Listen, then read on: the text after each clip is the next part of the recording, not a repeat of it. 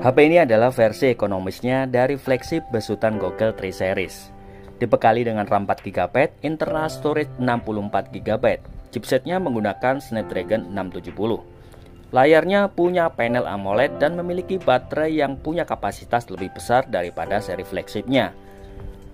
Rilis dengan harga 8 jutaan dan sekarang kalian bisa dapatkan di harga 1 jutaan saja. HP ini aku dapatkan di kondisi second unit only. Meskipun hanya batangan, tapi aku dikasih silicone case dan tempered glass. Ya, lumayan lah, mantap ya. Good job buat sellernya.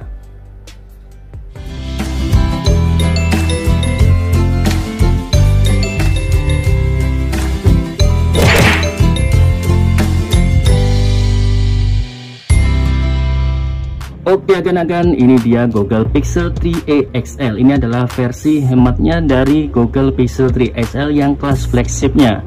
Dan ini aku dapatkan di harga 1.600.000-an ya. Nah, ini aku akan sedikit bercerita tentang harga Google Pixel 3a XL ini yang aku dapatkan di harga 1.600.000. Dan waktu itu aku pesan masih ada 7 orang yang order di seller ini. Karena memang seller ini menyediakan Google Pixel 3 XL ini produk terbaru ya. Jadi kemungkinan ini salah harga ya. Kenapa aku bilang salah harga? Setelah aku order waktu itu, terus sehari kemudian langsung harganya berubah drastis, yaitu 2.250.000. Dan aku juga nggak heran kenapa kok bisa seperti itu ya. Apakah sellernya lagi mabok atau mungkin lagi nggak sadar waktu pasang harga. Nah, ini penyesalan yang sangat mendalam bagi sellernya, dan penyesalan yang mendalam juga bagi aku. Kenapa aku nggak order yang banyak, kan bisa aku jual lagi kan lumayan.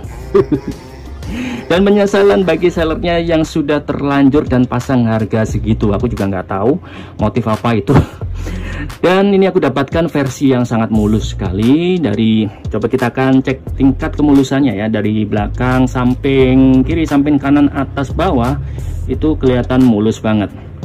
Oke, kita akan bahas dulu ya perbedaan apa saja yang ada di versi hematnya dan versi kelas flagshipnya. Yaitu kalau kita lihat dari belakang, tampilannya memang tidak jauh berbeda ya. Karena untuk versi kelas flagshipnya dan versi hematnya ini, dari belakang ini terlihat peletakan single kamera dan LED flash, juga fingerprint dan logo Google ini sama. Terus teksturnya doff dan tekstur glossy ini juga sama. Cuman untuk durability-nya atau build quality-nya berbeda, karena di seri flagship-nya yaitu 3SL ini berbahan kaca, yaitu Corning Gorilla Glass 5, sedangkan di versi hematnya ini berbahan plastik. Cuman ini plastiknya solid banget ya. Terus ini framenya juga ada perbedaan. Kalau di kelas flagshipnya itu framenya itu terbuat dari aluminium, sedangkan di sini framenya terbuat dari plastik juga. Cuman plastiknya juga solid. Kalau secara feel genggamannya memang premium banget, tapi ini juga nggak kalah premium sih ya, masih solid juga. Terus ketipisannya juga berbeda, ketipisannya lebih tipis di seri ekonomisnya. Dan kita beranjak ke bagian depan. Nah, ini perbedaan yang sangat ketara sekali di kelas flagship dan harga ekonomisnya ini. Kalau di kelas flagshipnya itu ada notch-nya di sini segede gaban. Kalau di Google Pixel 3a XL ini tidak ada notch sama sekali ya. Jadi ini ada jidat dan dagunya. Ya menurut gua ini nggak lebar-lebar amat sih ya, sedang saja kalau menurut aku ya. Terus untuk perbedaan yang lain, kita lihat layarnya juga. Layar dari 3XL yaitu kelas flagshipnya itu 6,3, sedangkan di 3a XL ini hanya 6 inch saja. Oke, ini secara desain ya. Kalau secara desain yaitu yang aku sebutkan tadi. Lanjut kita akan bahas ini. Nanti kita akan bahas perbedaannya lagi. Sebelum itu kita akan cek dulu ya kecepatan dari fingerprintnya. Ini aku sudah setting dan aku install aplikasi. Oke. Kadang aku keliru loh, tombol home tombol power aku picet tombol volume aku picet tombol power. Jadi ini penempatan tombol power memang kalau Google Pixel nyeleneh banget ya, karena tombol powernya ada di atas dari tombol volume up and down. Oke, kita akan cek lagi untuk kecepatan fingerprintnya, tidak ada miss ya, jarang miss. Terus kecepatannya juga oke. Dan sekali lagi bagi kalian yang membeli HP X Inter atau HP dari luar, cek IMEI atau sinyalnya itu harus dan wajib ya. Kita akan coba cek sinyalnya. Kita akan dial cek pulsa dulu apakah sinyalnya bekerja cukup baik. Ini aku memakai kartu Tri dan terbaca ya untuk sisa pulsanya. Jadi ini untuk masalah sinyal aman. Jadi kedepannya kemungkinan aku nggak tahu ya. Kalau sinyal aman biasanya lebih lewat dari 3 bulan itu insya Allah aman, atau 6 bulan lah minimal. Nah, setelah itu kita akan lihat jeroannya. Ini aku sudah install beberapa aplikasi seperti AIDA 64, sensor box dan lain-lain.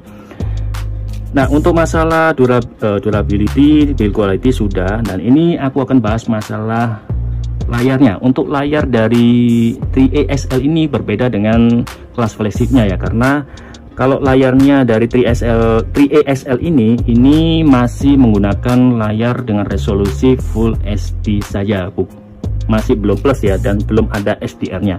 Tapi dia sudah menggunakan sama-sama panel OLED. Untuk masalah layarnya sih aku nggak ada masalah ya, layarnya juga tajam, terus hitamnya juga pekat, terus masih enak dipandang ya untuk masalah layarnya. Bagaimana untuk masalah ketahanan baterainya Bang? Untuk ketahanan baterainya sendiri di 3A XL ini lebih besar ya untuk daya tahan baterainya. Kapasitas baterainya itu 3700 mAh dibandingkan dengan kelas flagshipnya yang hanya 3430 mAh saja. Dan ini chipsetnya menggunakan chipset hemat daya loh guys. Nanti kita akan bahas. Kita akan masuk ke AIDA 64 dulu untuk melihat jeroan dari 3A XL ini. Jatuh bungaku. Nah, kita akan coba lihat ya, ini model perangkatnya Google Pixel 3A XL, terus kode nama perangkatnya Bonito. Aku nggak tahu juga ya ini, karena memang unit yang aku dapatkan ini versi Jepang. Nanti aku akan bahas juga versi Jepang dan versi global itu seperti apa. Terus di sini tertulis RAM-nya 4 GB, terus penyimpanan internalnya 64 GB. Karena memang di versi 3A XL ini tidak ada yang 128 GB ya, berbeda dengan kelas flagshipnya yang ada internal storage 128 GB. Terus kita masuk ke chipsetnya. Di sini menggunakan Snapdragon 670. Fabrikasinya 10 nanometer dan ini sudah octa-core. Oke. Terus resolusi layarnya 1080 x 2160. Jadi ini teknologinya masih menggunakan OLED ya.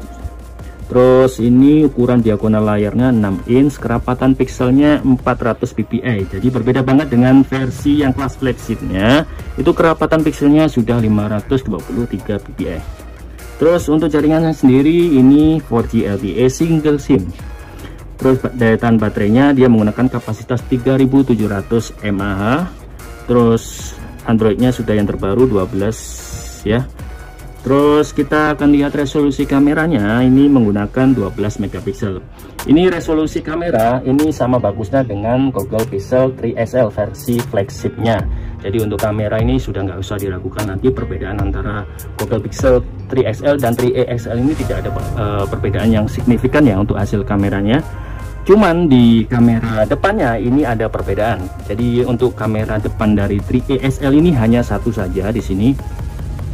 Nah, kalau untuk versi yang flagshipnya ada dua. Jadi yang versi flagshipnya itu ada wide angle-nya. Jadi oke, untuk resolusi kameranya sama-sama menggunakan 12 megapiksel. Untuk kamera depannya menggunakan 8 megapiksel. Oke, terus kita akan cek sensor suhunya. Sensor suhunya ini hanya absen satu sensor saja ya. Sensor suhunya sensornya ini belepotan gue. Absen sensor suhu saja. Jadi untuk sensor-sensornya sangat lengkap guys. Oke, ini aku akan ceritakan untuk versi global dan versi Jepang dari Google Pixel. Itu ada di ini, di kameranya ya. Untuk versi Jepang, kalau kameranya tidak bisa silent, jadi walaupun kita nonaktifkan suara, nah seperti ini. Untuk penangkapan kameranya itu tidak ada ada suaranya kalau versi Jepang. Kalau versi global tidak ada suara, kalian bisa lihat. Nah seperti itu, ada bunyi klik gitu ya. Jadi untuk versi global itu masih bisa di silent ya.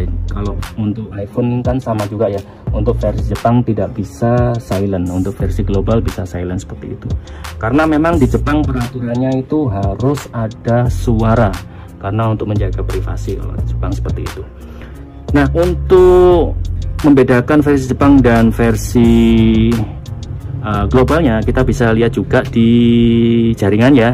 Kita akan masuk ke pengaturan. Ini hanya sekedar sharing aja ya untuk perbedaan antara versi global dan versi Jepangnya. Nah, untuk versi Jepangnya ini tidak bisa dual SIM eSIM.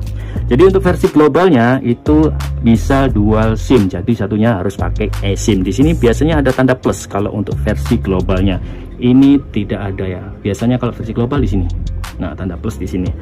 Ya itu aja sih untuk perbedaan dari Google Pixel versi Jepang dan versi global. Oke, untuk kualitas audionya ini nggak usah diragukan ya. Google Pixel 3 XL ini mempunyai dual speaker stereo ya, atas dan bawah. Ini kualitas stereonya ini sangat bagus banget. Kalau menurutku ini kelas flagship banget ya. Speakernya benar-benar bassnya dan treble-nya keluar banget dan bulat banget suaranya. Kita akan coba dengarkan musik. Sebentar kita akan. Nah, ini dia. Kalian bisa dengar kualitas suaranya.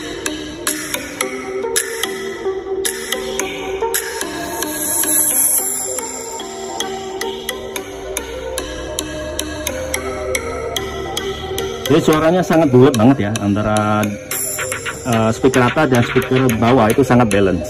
Jadi tidak jomplang sebelah, sama-sama keluar suaranya.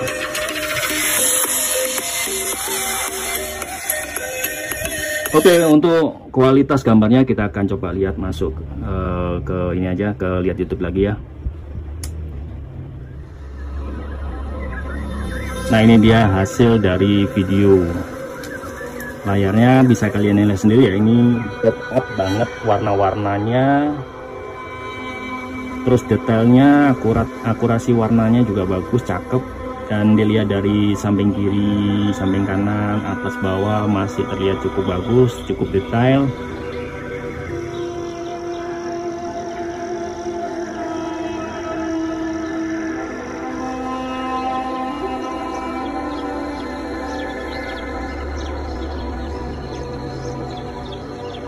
Oke.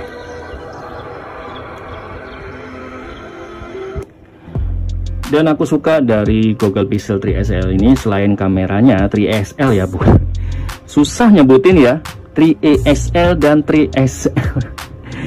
Ya, untuk seri-seri Google memang kerasa banget ya, untuk kameranya itu cukup bagus. Jadi kalau orang-orang bilang sih ini Google ini adalah versi Android, versi iPhone-nya dari Android, atau bisa dibilang bapaknya Android, atau bisa dibilang mbahnya Android gitu ya, karena memang ini dibuat dari mbah Google-nya sendiri. Jadi untuk update-nya semuanya itu yang dapatnya itu pertama ya seri Google Pixel ini ya. Oke, untuk UI-nya sendiri cukup ringan, karena memang di versi Google Pixel ini tidak ada aplikasi-aplikasi yang aneh-aneh, simple, hanya keluarga Google saja seperti ini. Dan ini Android-nya sudah 12, kalian bisa lihat ini jamnya bisa diubah-ubah, dan widget-widgetnya cukup bagus banget ya untuk versi Android 12 ini. Nah, untuk speknya gimana Bang? Untuk speknya ya ini aku lihat di skor Antutunya itu 150 ribuan ya. Jadi separuhnya dari kelas flagshipnya yaitu 3 XL yang 300 ribuan. Untuk kinerjanya sendiri ini menurutku ini adem banget untuk dibuat main game. Berbeda halnya dengan kakaknya ya, untuk seri flagshipnya ini kalau kakaknya itu kadang cepat panas di sini. Untuk versinya, untuk versi ekonomisnya ini untuk dibuat main game ini cukup adem. Dan ini aja biasa aku untuk video juga cukup adem, dari tadi ini adem terus loh, nggak panas sama sekali. Jadi untuk multitasking atau sekedar browsing, internetan dan lain sebagainya, untuk yang ringan-ringan ini cukup enak banget. Dan ini kalau kalian ingin membeli bukan untuk gaming, hanya untuk memprioritaskan kamera dan hasil videonya, ini menurut gua meskipun harganya ekonomis, hasil kameranya sekelas flagship cuy, karena tidak ada perbedaan sama sekali. Hasil kameranya juga cukup tajam. Kita bisa coba ya hasil kameranya. Ini aku jepret apa ini aja ya. Dari kemarin ini terus. Ini aku jepret mobil aja. Oke. Kita akan lihat hasilnya. Nah, ini hasilnya cukup detail banget, sama seperti kakaknya, sama seperti kelas flagshipnya ya. Cukup akurat. warnanya, meskipun ini di boost agak saturasinya agak over ya, cuman ini nggak apa-apa sih, masalah detailnya juga cukup bagus. Kita zoom juga nggak pecah ya, ini kelas flashy banget sih. Untuk kamera depan, oke lah, kita akan coba kamera depan sebentar.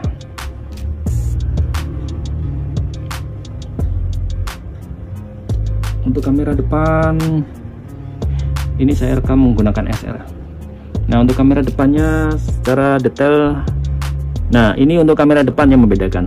Jadi untuk hasil kamera depan 3A SL dan 3A SL ini berbeda banget ya. Untuk resolusi hasil penangkapan kameranya ini berbeda banget. Jadi kalau menurutku masih bagusan di 3A SL. Jadi ini warnanya agak kadang akurat kadang enggak gitu ya, tapi masih worth it lah untuk harga segitu sih. Oke, untuk season yang terakhir kita akan coba gamingnya. Jadi sekalian pamit ya, aku undur diri. Untuk kesimpulan dari video ini gimana bang? Menurut abang ini worth it nggak? Jadi ini kalau menurut versi aku, kalau di harga 1 jutaan yang aku dapatkan ya, 1.600.000-an kalau harga segitu,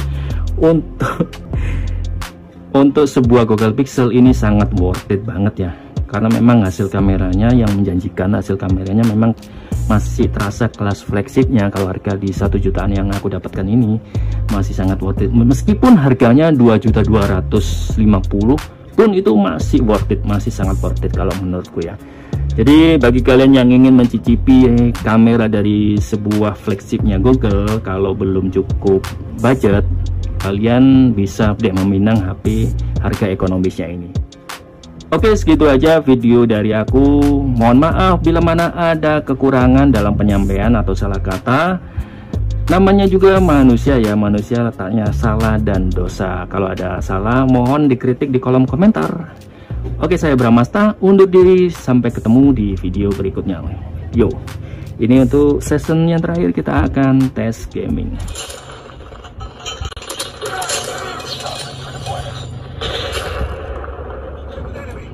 Get down! Get down!